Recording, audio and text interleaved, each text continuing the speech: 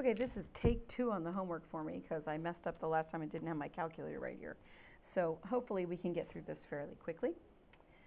First thing I want you to notice, they want us to write the ratios for all 3 trig functions. So somewhere you're going to want to put like number 1 and have the sine function for angle D. And I'm sorry, we don't want to there. And then we need the cosine function for angle D. And then we also need the tangent function for angle D. And those ratios are going to equal something. We're going to come up with some ratios there. First thing, we want to label our sides of the triangle when we're doing trigonometry, and we want to decide which side's our hypotenuse, which side's our adjacent side, and what side is our opposite side. Now, if you don't know where you're starting, you can't find any of those things except for the hypotenuse. So we've got to make sure that we're always marking our angle. So here on number 1, we're going to mark our angle D, because they want us to find the ratio for the angle D. Now the next step, once you've identified that, is to label your hypotenuse, adjacent, and opposite sides. Well, to find the hypotenuse, find your right angle, and then jump across the triangle. That's going to be your hypotenuse. And I feel pretty confident that everybody's labeling that correctly, because in class you've been doing that. So next, take your magic finger, put it right on the vertex of the angle. Now in this picture it's kind of hard to see because it's a little crunched, but you see my finger is touching. Let me use my other finger, maybe it'll be better. My finger is touching 2 sides of the triangle.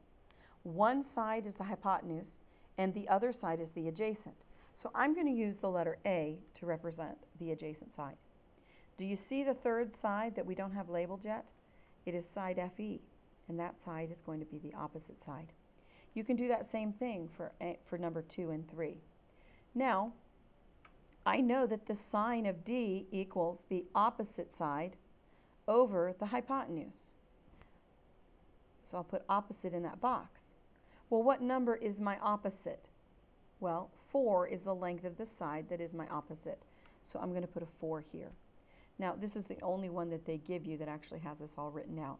But I'm going to go ahead and move it over here so we can have all 3 of our answers for this one question together.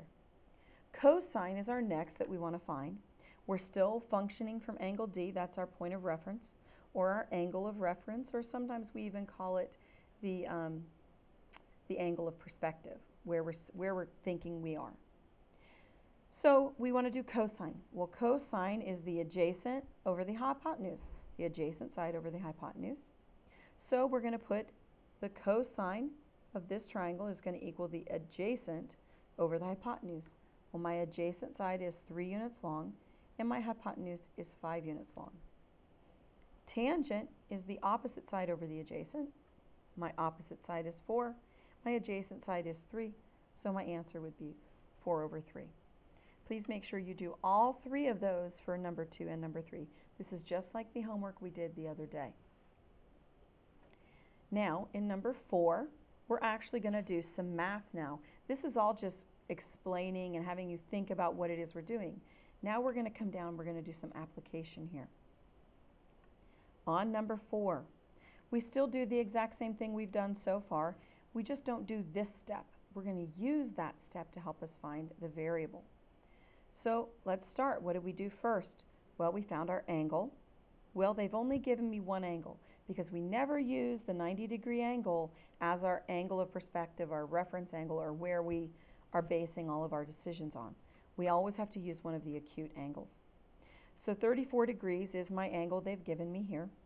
And so I now can label my hypotenuse, my adjacent, and my opposite. Hypotenuse is always across from the right angle.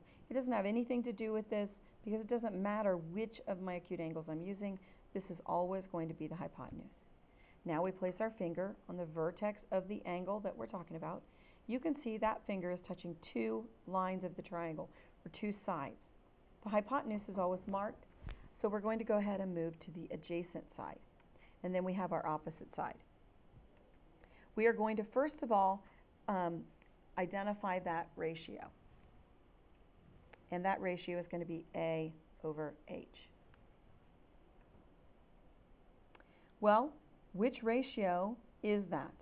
That's my cosine. So I take the cosine of the angle they gave me, and that's going to equal the adjacent side over the hypotenuse.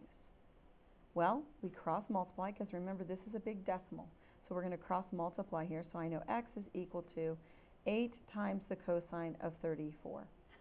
And we take our calculator, making sure our calculator is in the mode for degrees. And we're going to put that right in.